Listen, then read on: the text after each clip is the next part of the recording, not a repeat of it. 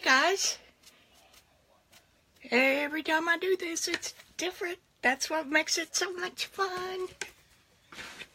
For those of you who don't know me, I'm Vicki Ross, and I help people learn and grow as artists so they can have some peace in their life. It fills that empty time. I want to talk to you today about ways you can create that peace and at the same time create a lifelong craft or enjoyment to trigger it. Ever been stymied in the paint aisle, at Hobby Lobby or your local art store? And especially in the craft paint section, because there's just hundreds of different colors of every hue in the rainbow, and each has a different descriptive name like grass green and lipstick red. You don't know what to pick. And do you need two greens or do you need two different greens? And then have you ever gone over to the artist paint aisle and realized they maximum have maybe 20 tubes of color with weird names like cadmium yellow and alizarin crimson? No wonder you're undecided. You can be undecided if you want to. No wonder why you walk out with odd combinations of color. Have you ever tried to paint and the colors just wouldn't work for you? They were ugly, nasty looking. At the end of this training, I'm going to invite you again to join my free Axully Art Roadmap. It's a free download, short and sweet, but it gives you an outline of how I learned to paint, and it took me 15 years. So I'm going to put the link down there. What if you were confident enough to only work with 8 to 10 tubes of artist quality paints, and you could mix any color in the rainbow? Can you imagine how easy it would be to organize your paints? Would you be shocked to learn that a famous painter from 1830s maybe a little bit later, Anders Zorn, painted many portraits with just 4 tubes of paint? Well, he did. I can prove it. These are my magic Vicki charts. So anyway, I did it. I showed up for my one-day tutor class and was greeted with an 8x10 print of that painting that he had done for his mother. He named it Mona. I was told to copy it, brush strokes, and make it look like that, although my canvas was 14 by 11 and the original was probably 24 by 36. Anyway, size matters. The only trouble I had getting any of the colors was a bright green. Remember when I told you that the chemistry of watercolor and brands and why the different brands with the same names were different? I'm talking about the weird colors here, bright sunshine, sky blue. There are some good acrylic paints that use artist quality pigments, and they'll be named weird stuff. Sometime later in my journey, I got curious about how paints were made and found out that they are all made from the same powder. So, not all one of them's red and one of them's blue, but depending on the strength and the quality of that pigment is the difference in the price ranges. So a very expensive oil paint or pastels that I showed you a couple weeks ago, that's in the webinar.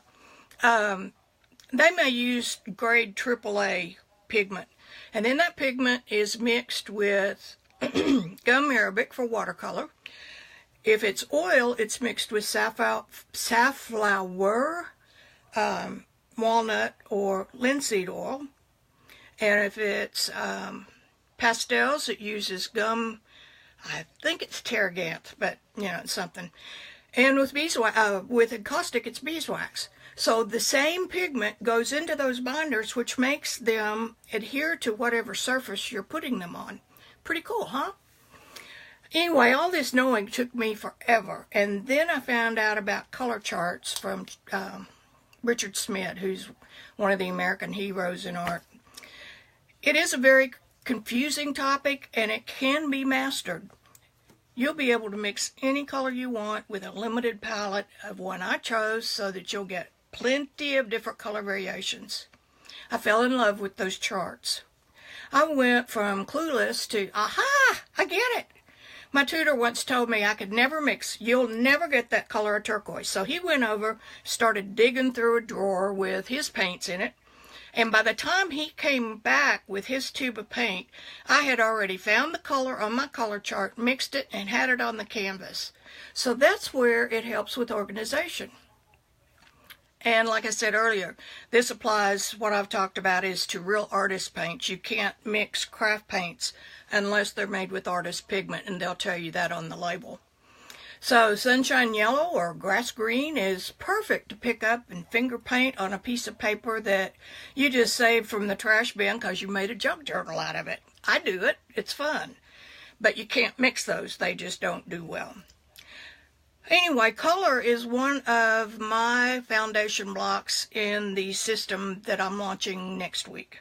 And it will help you throw away less paint than you will when you're mixing, adding. You may end up with 6 or 7 different colors in that mixture and it looks like mud.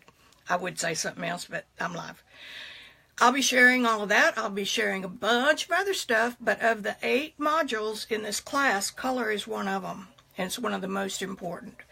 So, if this sounds interesting, download your free copy of the Axully Art Roadmap.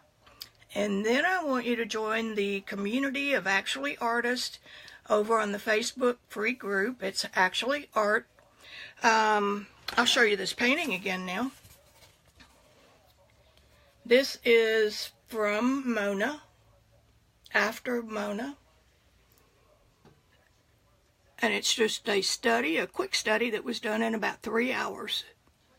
So I was proud of it. I love the way the fur turned out. That's pretty cool. And I did have to use a green to get those colors. So, that's what I've been up to. Invitations are going out to the mailing list right now. And the webinar is private. You have to reserve a seat. And there will not be any replays. So you need to be there or be square. And I'll see you in the Axully Art community. How about that? That's all I got to say. I see a bunch of stuff on the chats, but I can't read sideways. Well, maybe I can. I see Diane, Vicki Brown, Vicki Chalker. Cool, guys. I appreciate it. Okay. It's almost Cottontails and Tapas time. I talked about tapas a couple weeks ago, and that is my 5 words that apply to any art, and we'll be going over that too. You'll learn what they are. So bye. Finish down here.